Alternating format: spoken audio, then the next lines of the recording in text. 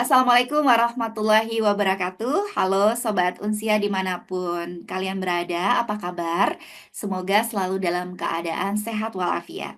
Perkenalkan saya Ibu Silvanasyah yang menjadi dosen statistika dan probabilitas Sobat sekalian selama 6 bulan ke depan atau 1 semester. Dan hari ini kita akan membahas satu topik yang sangat menarik, yaitu ukuran pemusatan data. Yuk kita mulai. Nah, bicara mengenai ukuran pemusatan data, ini adalah suatu topik yang sangat penting dan menarik. Kenapa? Karena ukuran pemusatan data itu menggambarkan bagaimana kondisi dari data penelitian kita. Nah, ukuran pemusatan data terdiri dari 3 hal. Yang pertama adalah mean atau rata-rata, yang kedua adalah median atau nilai tengah, dan yang ketiga adalah modus atau nilai yang sering muncul. Nah, mean atau rataan hitung seringkali disebut sebagai ukuran atau pemusatan. Nah, mean itu diberi dengan istilah X bar. Mean atau rata-rata ini diberi lambang X bar. Nah, rataan dari kelompok data yang banyaknya N itu adalah jumlahan data dibagi dengan banyaknya data, atau dirumuskan sebagai rataan adalah X1 ditambah X2, X3, X4, dan seterusnya sampai Xn dibagi dengan N. Atau dirumuskan dengan simbol sigma, yaitu rataan adalah X bar sama dengan sigma dari Xi, I berjalan dari 1 sampai N dibagi dengan N. Contoh soal sebagai berikut, ada 10 mahasiswa nilainya 3, 7, 6, 5, 3, 6, 9, 8, dan 7, serta 6. Rataannya adalah tinggal Anda jumlahkan semuanya ya, kebagi dengan banyaknya data 10.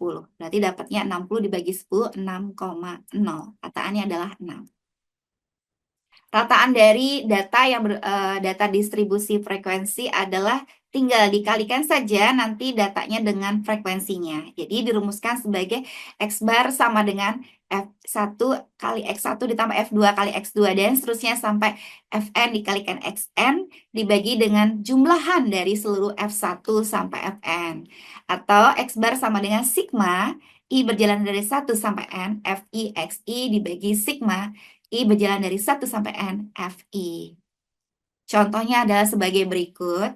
Berdasarkan data dari hasil UTS mahasiswa, 6 mahasiswa mendapatkan nilai 8, 7 mendapatkan nilai 5, 15 mendapatkan nilai 6, 7 mendapatkan nilai 5, 5 mendapatkan nilai 4.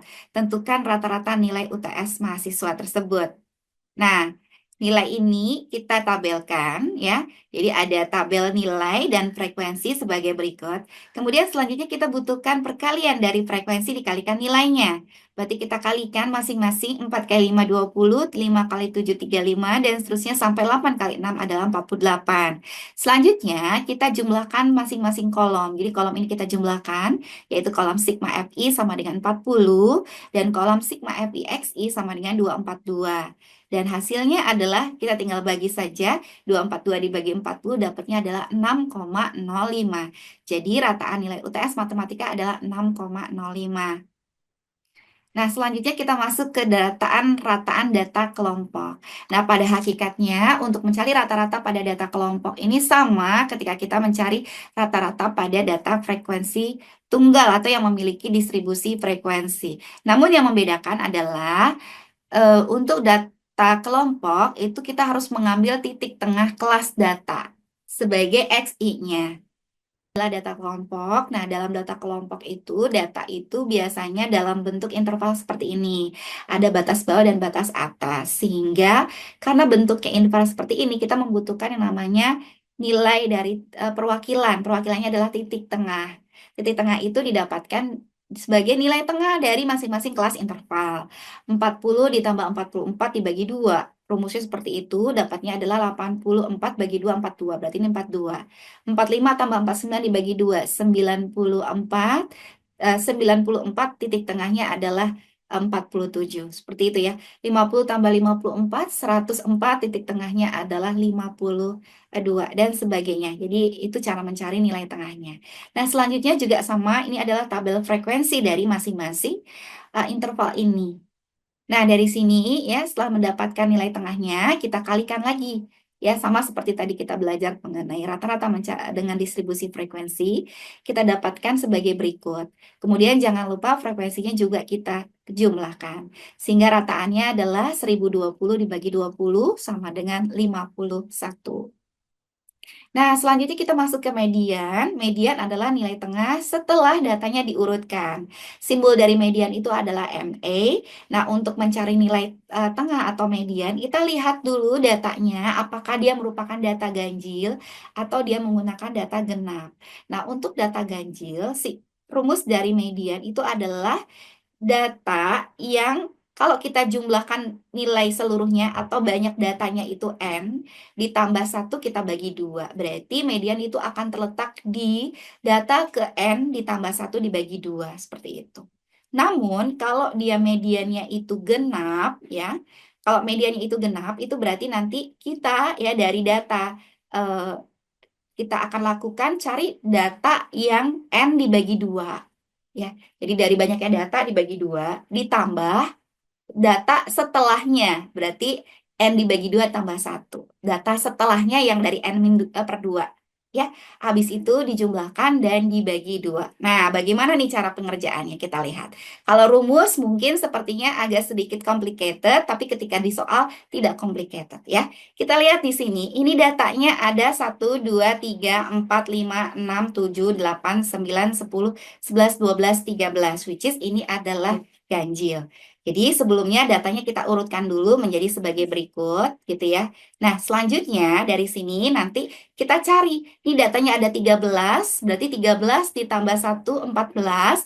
14 dibagi 2, 7. Berarti mediannya terletak ke data ke-7. 1, 2, 3, 4, 5, 6, 7. Ya, dapatnya adalah 6. Jadi mediannya adalah 6. Seperti itu.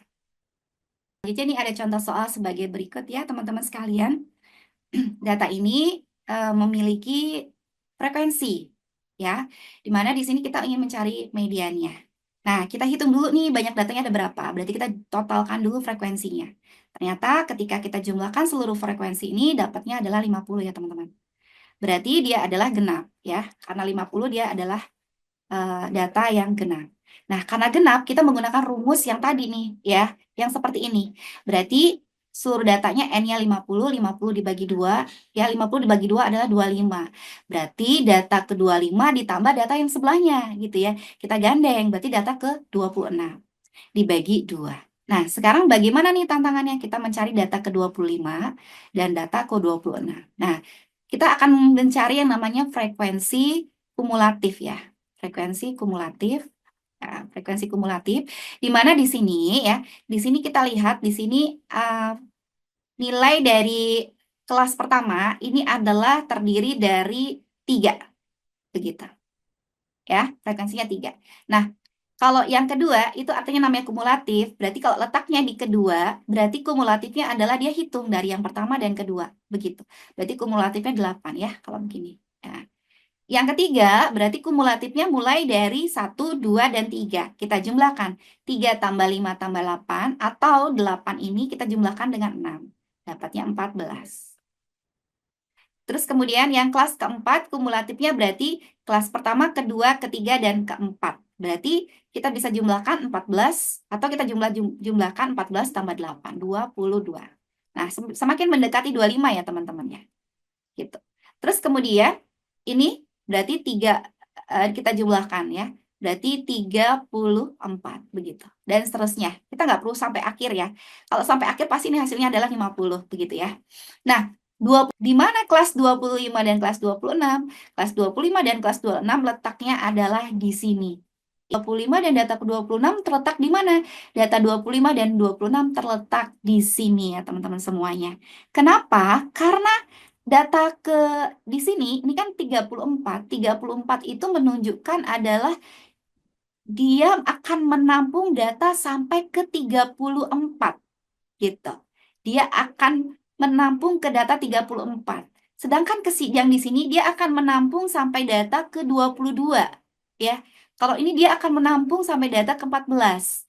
Berarti tidak mungkin di sini, berarti mungkinnya di sini ya. Berarti dia akan menampung data ke 25 dan 26 di sini. Jadi data ke 25 dan data ke-26-nya ada di sini. Berarti jawabannya adalah yang ini ya, nilainya. Berarti 6, data ke-26-nya juga adalah 6. 6 bagi 6 dibagi 2 dapatnya adalah 7. Seperti itu ya untuk mencari data genap. Kita lanjutkan lagi. Nah, sekarang kita masuk ke median untuk data kelompok. Kalau untuk data kelompok ya, dia itu kan berarti dikelompokkan dalam interval-interval kelas. Nah, dari sini kita akan menggunakan rumus ya, teman-teman. Rumusnya adalah median sama dengan B2 ya, ditambah C dikali setengah dari banyaknya data atau N dibagi dengan F. F itu adalah frekuensi kumulatif kurang dari sebelum kelas median dan dibagi dengan F, yaitu frekuensi kumulatif kelas median. F-nya F besar ya teman-teman. Jadi saya ulang lagi, median sama dengan B ditambah C dalam kurung setengah dikalikan N ya, dikurangin F besar dibagi dengan F kecil. Oke, sekarang kita lihat contoh sebagai berikut teman-teman. Contohnya adalah sebagai berikut teman-teman ya. Di datanya ya. Kita akan mulai ya. Di mana di sini teman-teman ya, kita akan cari dulu yang namanya frekuensi kumulatif. Tadi sudah dijelaskan, ya. Kalau tadi dia berada di kelas yang pertama, berarti dia terdiri dari satu kelas saja, yaitu 4. Kemudian dia berada di kelas kedua, berarti terdiri dari kelas pertama dan kelas kedua. Jadi 4 tambah 5 dapatnya 9. Kemudian frekuensi kumulatif kelas ketiga, berarti dia terdiri di kelas pertama, kelas kedua, dan kelas ketiga, yaitu hasilnya 23. Frekuensi kumulatif kelas keempat terdiri dari kelas ke-1, kedua, dan ketiga, dan keempat, dapatnya adalah 33. Anda juga bisa langsung menjumlahkan dengan cara sebagai berikut. Jadi tinggal kita jumlahkan nilai dari kelas sebelumnya ditambah dengan kelasnya atau frekuensinya. Gitu ya. Terus kemudian di kelas yang ke sini berarti kita jumlahkan 33 ditambah 3 tambah 4 dapatnya 37. Di kelas ini berarti 37 ditambah 3 tambah 40. Memang nih hasilnya harus sama dengan banyak datanya. Nah, setelah itu kita cari yang namanya batas bawah. Batas bawah di sini kita lihat ya, karena banyak datanya itu adalah 40 ya. Berarti banyak datanya itu 40, berarti mediannya terletak di kelas yang mediannya itu berarti di kelas 40 dibagi 2. 40 dibagi 2 berarti ke-20. Data ke-20. Teman-teman lihat, data ke-20 itu letaknya di mana? Yang kita lihat adalah di sini, teman-teman. Nih, data ke-20 letaknya di sini, teman-teman ya. Ya, jadi gitu. Jadi ini artinya ini memuat data ke-1 sampai data ke-23, begitu ya. Nah, data ke-20 tuh letaknya di sini. Data ke-20 letaknya ke sini. Berarti posisinya di sini. Nah, ini yang kita kotakin ini adalah kelas median namanya teman-teman. Kenapa nggak di sini? Kalau di sini kan berarti dia memuat data ke-1 sampai data ke-9. 20 tidak ada. Seperti itu. Kenapa tidak di sini? Ini kan memuat data ke-1 sampai ke data ke-33. Ini too much. Jadi jangan berlebihan. Jadi kita cari data yang hampir mendekati gitu teman-teman. Jadi yang paling tepat adalah ini. Nah, selanjutnya kita cari batas bawah. Batas bawahnya ini. Batas bawah rumusnya adalah nilai yang paling bawah dikurangi dengan 0,5. Nah, ini ya, ini batas bawahnya. Nah, berarti ini ada apa namanya? Rumusnya ini sebenarnya 60 dikurangi 0,5. Sesimpel itu aja sih sebenarnya. Ya. Jadi dapatnya adalah 59,5 ya. Jadi rumus ini salah ya, teman-teman ya. Nah, setelah itu ya, kita cari C. C itu adalah interval. Nah, ini C-nya, teman-teman. Ini C-nya. C-nya adalah 10, gitu ya. Kemudian frekuensinya dia terletak di yang sini. Yang ini adalah F-nya. Ya. Kemudian N-nya di sini 40. Dan F besarnya kita lihat yang di sini. Ini F besarnya. Ini F besarnya, teman-teman. Ya, kita ulang lagi. Komponen yang pertama adalah B-nya. B-nya adalah ini, ya. Kemudian yang kedua adalah C-nya. C-nya adalah range-nya 10 ya, jarak dari sini ke sini. Kemudian ini frekuensi sesungguhnya, yang ini 44 ya, 14. Dan di sini F-nya. F-nya 9 seperti itu, teman-teman. Selanjutnya kita pakai ya. Jadi rumusnya tadi adalah B ditambah C dibagi setengah N dikurangi F besar dikalikan F kecil. Berarti 59,5 ditambah 10 dikali 20 itu kan setengah dari N, dikurangi sama 9 dibagi dengan 14. Ini 20 kurang 9, dikalikan 10, 11 dikalikan 10 dibagi 14 dapatnya 7,86, ditambah 59,5 dapatnya 67,36. Nah, ini adalah mediannya. Gitu ya, teman-teman.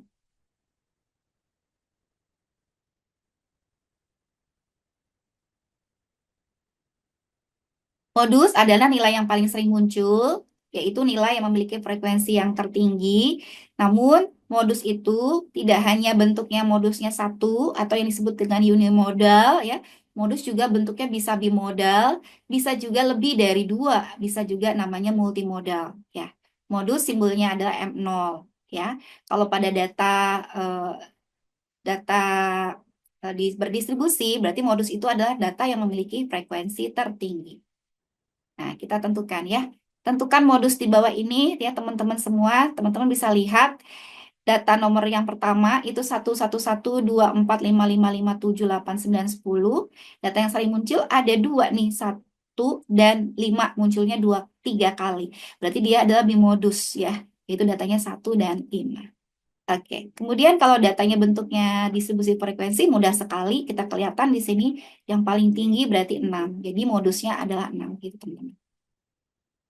Nah, kalau bentuknya data kelompok ya dirumuskan sebagai modus sama dengan B0. B0 ada tepi bawah kelas modus. Ini mohon maaf, ini modus ya harus diganti. Ditambah L. L itu adalah lebar kelas ya. Atau yang disebut dengan C. Gitu ya, tadi ya disebut C ya.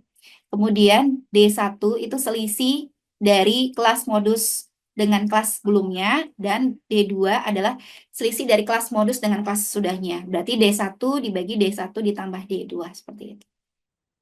Kita kerjakan ya, contohnya sebagai berikut. Nih, teman-teman bisa lihat, kita kerjakan di sini saja. Dari sini ya, kita rumusnya kita tulis lagi ya.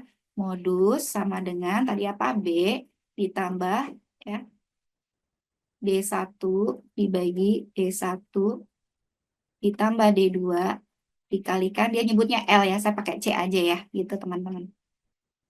Oke, begitu teman-teman. Sekarang kita lihat, mudah sekali mencari kelas modus, tinggal lihat kelas yang paling banyak frekuensinya. Berarti ini teman-teman, ini saya kotakin nih teman-teman ya. Ini saya kotakin teman-teman. Nah, kemudian di sini ya, kita lihat B-nya, nilai batas bawahnya itu berarti tinggal teman-teman kurangin 65 dikurangin 0,5. Dapatnya adalah 64,5, kan begitu. Nah, C itu ini teman-teman. C itu dari sini ke sini ya. C itu range ya. Berarti 50 sampai 54. Hitung aja 50, 51, 52, 53, 54. Berarti dapatnya ada 5. Nah, cara mencari C bisa juga pakai ini teman-teman ya. Bisa aja teman-teman pakai batas atasnya 54 dikurangi batas bawahnya 50, tapi jangan lupa tambahkan 1 teman-teman. Ini 4 tambah 1 dapatnya adalah 5 begitu. Sama ya teman-teman 5. Ya.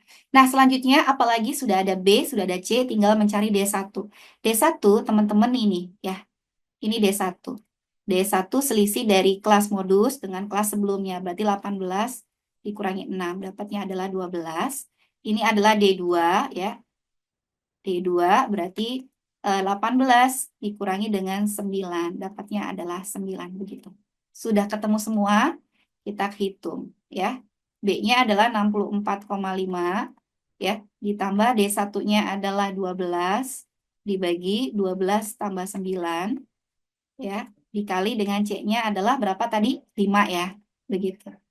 Nah, ini ya hasilnya 64,5 tambah 12 dibagi 12 tambah 9 dibagi 5. Kita lihat aja hasil yang sudah dikerjakan di belakang teman-teman. Nah, ini ya. Sama ya teman-teman, 12, 64,5, 12 tambah 1, kita hapus aja nih. Nah, ini dapatnya 67,36. Oke, terima kasih atas perhatiannya. Nanti di Vicon akan lebih banyak lagi latihan-latihan soal dan tingkatnya pun juga akan bervariasi. Dan penjelasan kali ini mungkin tidak terlalu lengkap latihan soalnya karena nanti akan dielaborasi di Vicon. Sampai jumpa di Vicon. Terima kasih atas perhatiannya. Wassalamualaikum warahmatullahi wabarakatuh.